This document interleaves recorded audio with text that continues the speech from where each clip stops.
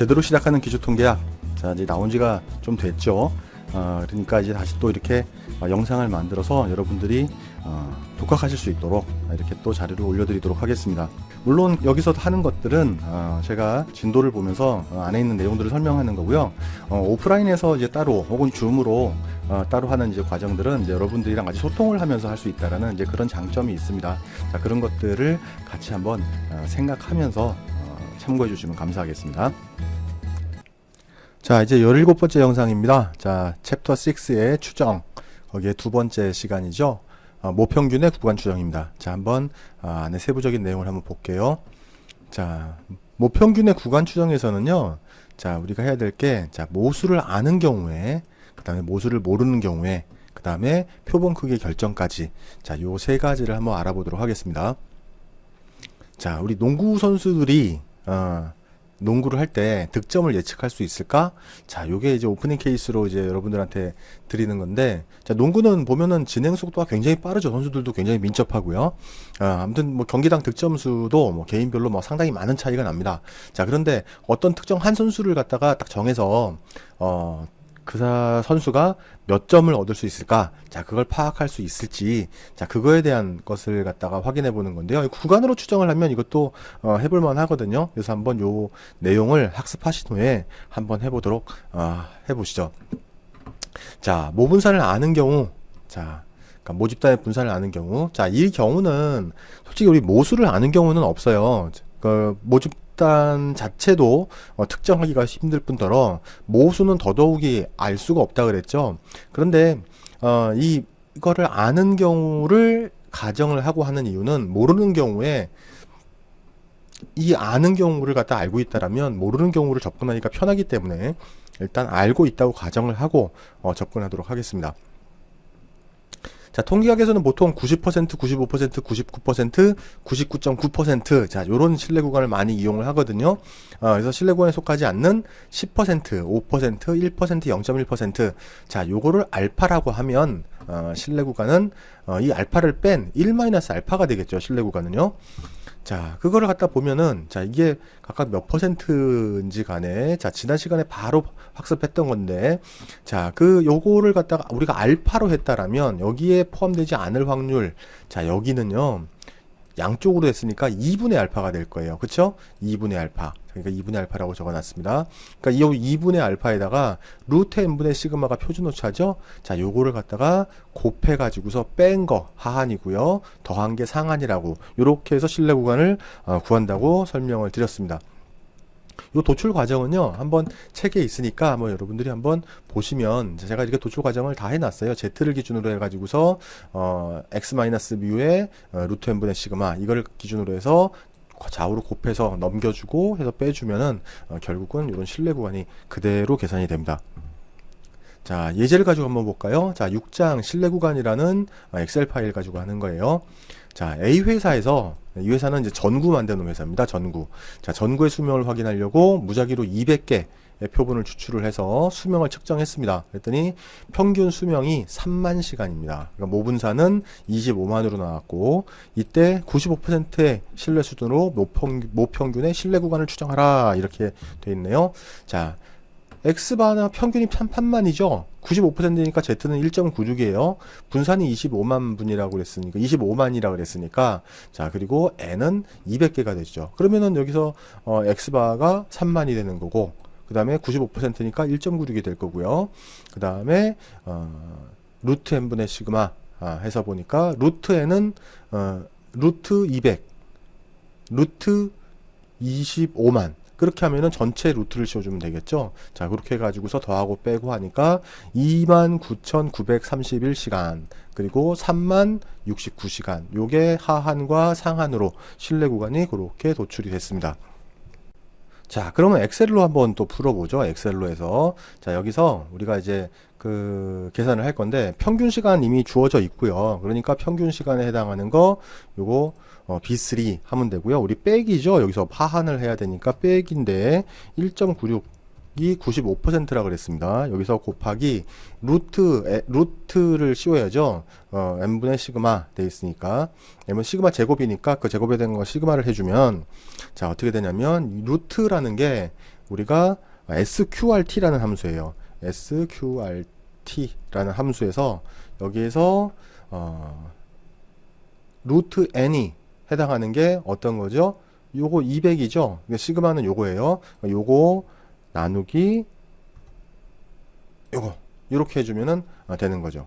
그쵸? 여기서 창을 닫아야 되는데 하나 둘 여기까지 해야 닫힙니다. 그래서 확인을 해주면 아까 계산했던 식이 그대로 나왔고요. 그다음에 요걸 갖다 그대로 복사를 해서 이제 상한을 갖다가 볼 거예요. 상한은 여기서 이제 계산을 할 건데 그거 똑같죠. 여기서 그냥 마이너스만 플러스로 바꿔주면 되잖아요. 그러니까 여기서 직접 입력을 해도 되고 여기서 입력을 해도 되고 그래서 컨트롤 V 한 다음에 요거만 우리가 플러스로 바꿔주면 이렇게 계산이 됐습니다.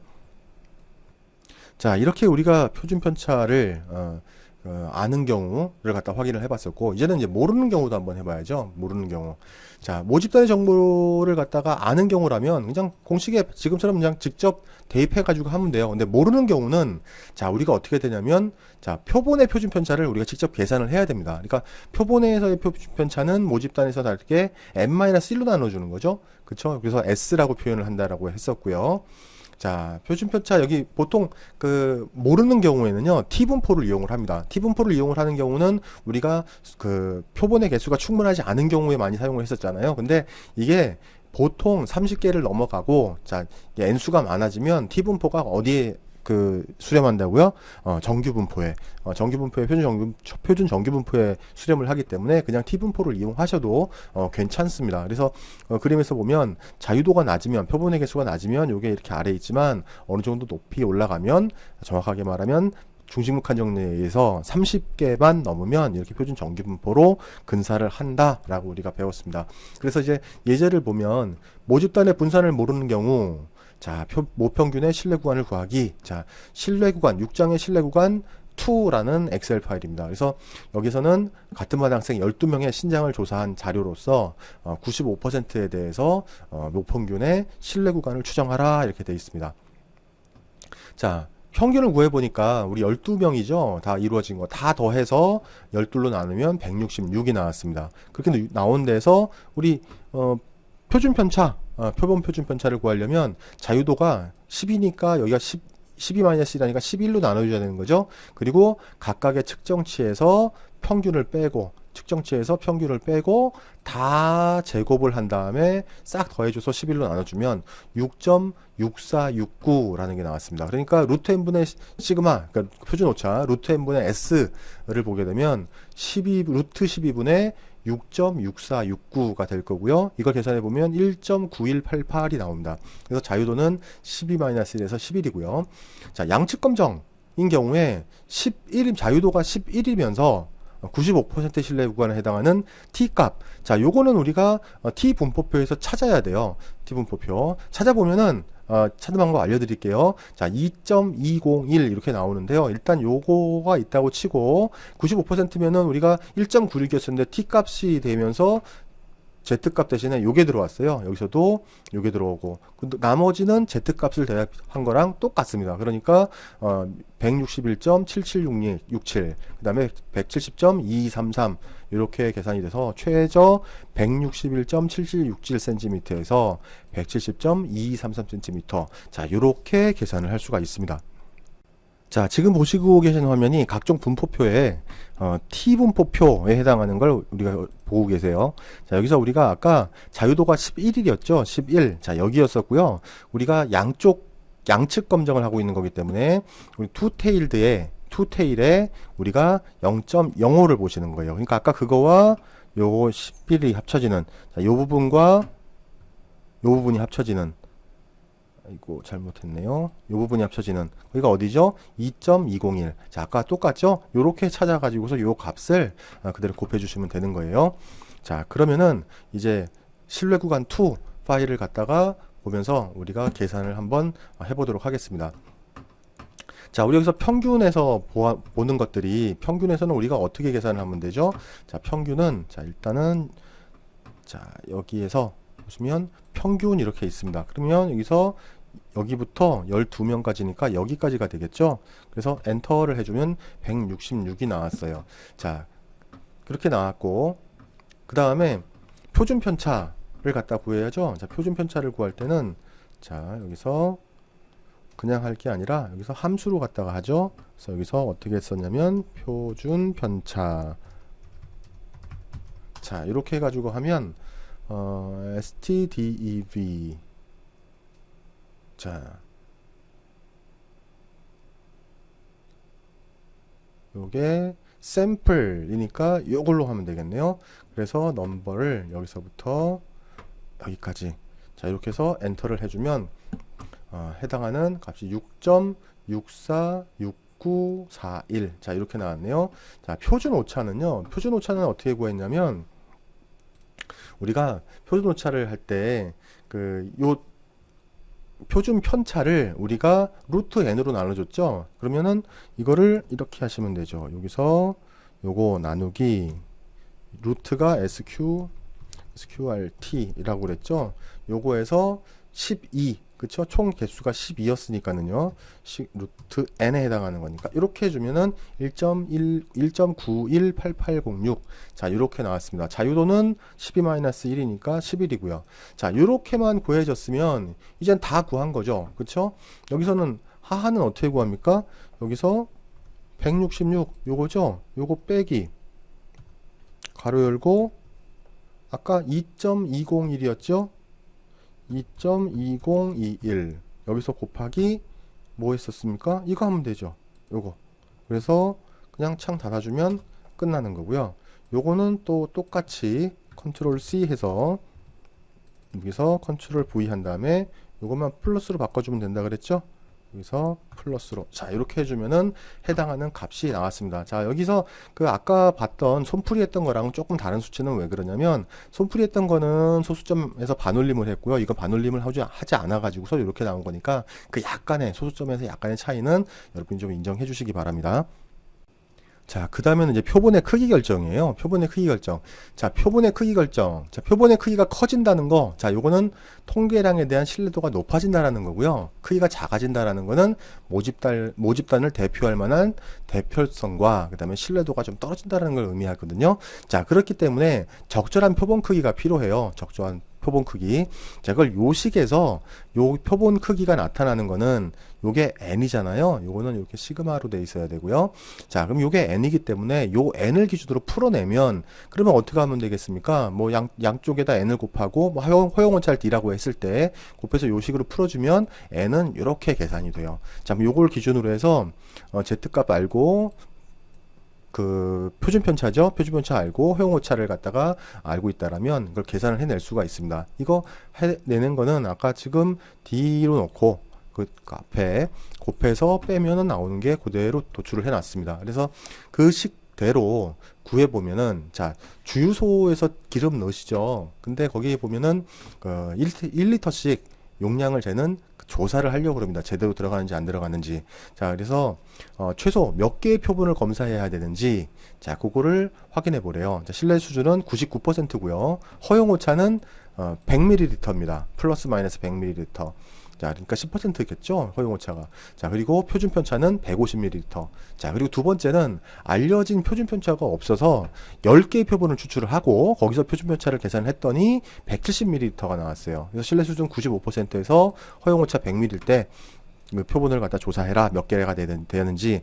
자, 그걸 하라는 건데, 자, 첫 번째는 99%이기 때문에 요거 2.58이에요. Z값은. 그래서 허용 오차는 아까 100ml라 그랬죠. 그 다음에 표준 편차는 150. 그래서 거기다 그냥 집어넣기만 하면 됩니다. 허용 오차가 100ml, 99%, 그 다음에 요거는 표준 편차. 그러면 14.97 이렇게 나오는데 14점 하고서 넘어가게 되면 요거까지 그냥 다 올림해줘 가지고서 15개의 표본을 갖다가 용량을 확인해야 맞는지 안 맞는지 그게 나온다라는 게 될 거고요. 그 다음에 95%는 1.96이죠. 1.96이죠. 거기서 10ml, 100ml죠. 그 다음에 표준 편차는 170이 나왔어요. 그래서 그대로 대입을 해보면 요것만 170으로 바뀌고 요건 95%로 바뀐 거니까 11.1022 그러니까 12개의 표본을 갖다가 얻어야 된다는 자, 그런 결론이 나왔습니다. 자, 그럼 엑셀로도 한번 풀어봐야죠. 자, 여기서 신뢰 수준을 갖다가 1-알파 그래서 99% 해줬는데 그 우리가 2.58이라고 우리가 알고 있죠. 2.58 99%에 해당은 1.96이라고 우리가 알고 있고, 그 다음에 허용 한계는 우리가 100이라고 우리가 알고 있어요. 그 다음에 첫 번째 문제에 해당하는 거, 자, 그 첫 번째 문제에 해당하는 거는 우리가 몇이었습니까? 그게 150이었고, 그 다음에 두 번째 게 170을 계산해 냈었죠. 자, 요 상태에서 우리가 계산을 한번 해보는 거예요. 자, 이 상태에서 우리가 어떻게 계산을 했냐면, 자, 허용오차를 기준으로 해서 여기 B4와 그 다음에 요거를 곱했었죠. 곱하기 요거, 그 다음에 요거를 그냥 해주면 안 되고 요거 나누기를 해줘야 되는데, 요거 전체에 대해서 나누기, 우리가 뭘 했었냐면은 우리가 D4에 해당하는 요거 허용오차에 해당하는 게 들어갔죠. 자, 요렇게 해서 요 전체의 제곱이에요. 전체의 제곱. 그러니까 요도 가로를 여기서 이렇게 닫아준 다음에 요거 꺽쇠가 제곱근이란 그 승수죠. 여기서 해주면 안 되고 여기서, 자, 이렇게 해주면은 됐습니다. 그래서 우리가 바로 그냥 엔터 해주면 14.9769, 그러니까 15개를 해야 된다는 얘기고요. 여기서도 보면은 우리가 어떻게 했었습니까? 여기서 1.96이었었잖아요. 요거 곱하기 그 다음에 170에 해당하는 거였었죠. 요거 전체를 해서 나눠야 되니까 여기를 우리가 괄호를 쳐줘야 됐고요. 요거 나누기 그 다음에 해당하는 100, 그쵸? 100, 요거 전체 제곱이죠. 그러니까 여기에서 여기에 제곱. 자, 이렇게 해주면 11.102, 그러니까 12개. 자, 이렇게 계산이 되는 걸 확인할 수가 있습니다. 자, 어떤가요? 저 계산을 하는 게 좀 많이 나와가지고서 헷갈리긴 한데, 그렇게 뭐 어려운 거는 없죠. 근데 여기서 중요한 거는 뭐냐면, 이거를 갖다가 여러분들이 계속 반복을 해가지고서 잊어버리면 안 돼요. 지금은 다 알 것 같거든요. 근데 이걸 반복을 해서 여러분들 걸 만들어 놔야 됩니다. 그래야지 이게 통계가 가면서 이제 어려워지지가 않아요. 그러면은 복습 철저히 하시고요. 다 여러분들 걸로 만들기를 바라겠습니다. 자, 시청해 주셔서 감사합니다.